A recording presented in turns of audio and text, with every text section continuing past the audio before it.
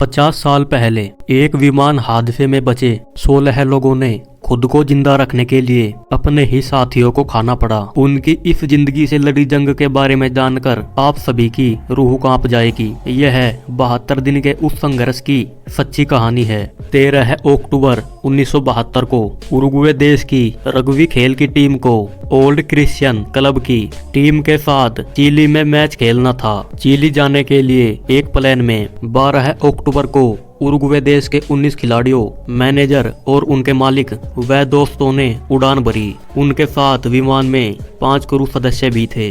Uruguay air force के इस विमान को उड़ान भरने के कुछ ही समय बाद मौसम खराब होने के कारण चिली की जगह अर्जेंटीना में उतारना पड़ा।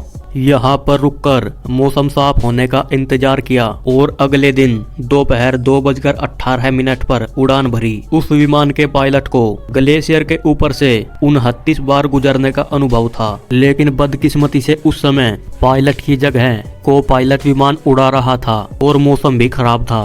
विमान एंडीज पर्वतमाला की एक पहाड़ी की चोटी से टकरा गया और उस विमान का पिछला हिस्सा टूट गया। इसमें उड़ान के दौरान 45 लोग सवार थे और हादसे के बाद 35 लोग जिंदा बचे। अगले दिन 5 और अन्य लोगों की मौत हो गई। पहाड़ी पर फंसे लोगों ने शून्य से कम तापमान और सर्द हवाओं से बचने के लिए विमान के टूटे हुए हिस्सों को इकट्ठा किया और उन्हें सील करके ठंड से बचने की कोशिश की। धीरे धीरे उन लोगों के पास खाना खत्म हो गया तो उन्होंने सीट के ऊपर लगे लेदर कवर को खाना शुरू कर दिया। टूथपेस्ट तक खाने की कोशिश की, लेकिन इससे वे लोग बीमार पड़ने लगे और मरने लगे। वहां मरने वाले लोगों की लाशें खराब नहीं हुई थी, क्योंकि शून्य से कम तापमान होने के कारण लाशें जम चुकी थी। उसके बाद उन सब में समझौता हुआ। जो भी व्यक्ति मरता है उसके साथ ही जिंदा रहने के लिए उसकी लाश को खा सकते हैं। फिर जिंदा बचे लोगों ने विमान के टूटे कांच से लाशों के मांस को काट कर खाना शुरू कर दिया। हादसे की जानकारी मिलते ही उरुग्वे सरकार ने सक्रियता दिखाई और बचाव अभियान शुरू किया, लेकिन विमान का रंग सफेद होने के कारण बर्फ से ढके सफेद एंडीज पर्वतमाला पर उस विमान को ढूंढना उतना ही मुश्किल था जितना कि घास के ढेर में एक सुई को ढूंढना। लगातार 10 दिनों तक उनको ढूंढने में असफलता हाथ लगने के बाद 11वें दिन बचाव अभियान बंद कर दिया गया।